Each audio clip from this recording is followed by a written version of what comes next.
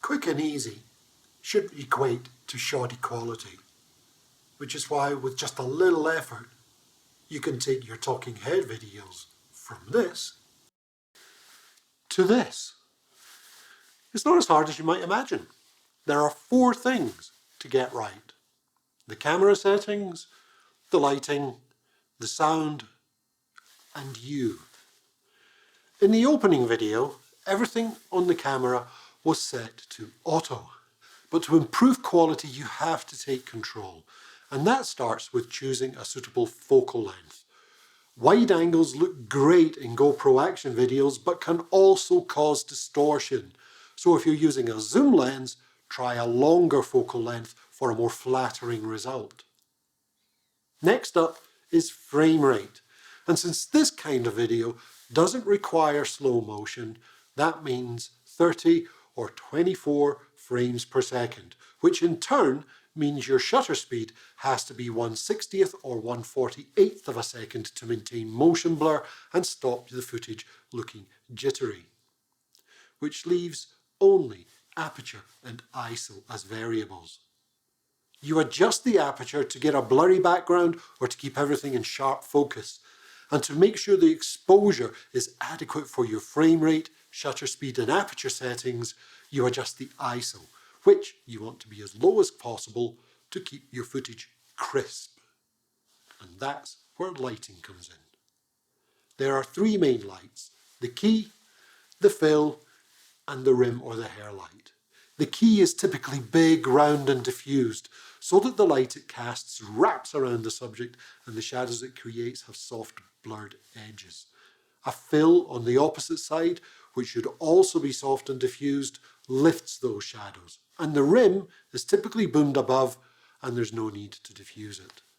After that, lighting is all about ambience. The next thing to consider is sound.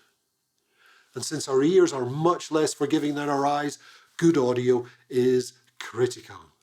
The worst sound by far is from the in-camera microphone.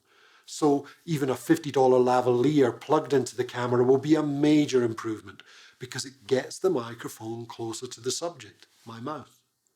But I use this lavalier with a small digital recorder as a backup. For the main audio, try a shotgun microphone boomed above that goes into the camera via an external preamp or into a separate recorder, because either provides vastly better quality than the camera's own preamps. And the last thing you have to think about is you.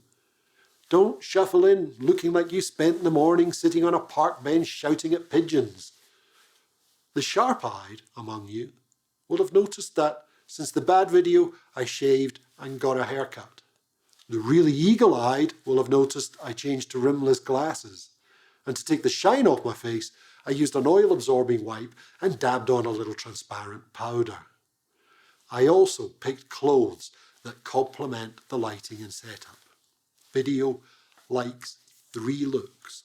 This one, a blend of rich tones such as cream and caramel that evokes warmth and comfort. And then there are bright, solid primary colours, often seen in television because it loves their upbeat, sunny vibe.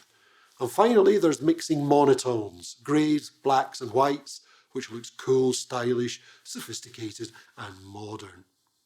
What doesn't work? Beige, green, muddy, flat, earthy, low contrast tones. So there you go. To go deeper on these topics, you'll find a more detailed cut on the Context Content website, where you can also sign up to receive future how-to videos and blog posts on content marketing. And of course, don't hesitate to reach out with any questions on video creation or any other content marketing issue. But one last rule before we go, and this one is cardinal. Never say. So without further ado, let's jump right in. You hear it all the time in these videos, and it's just so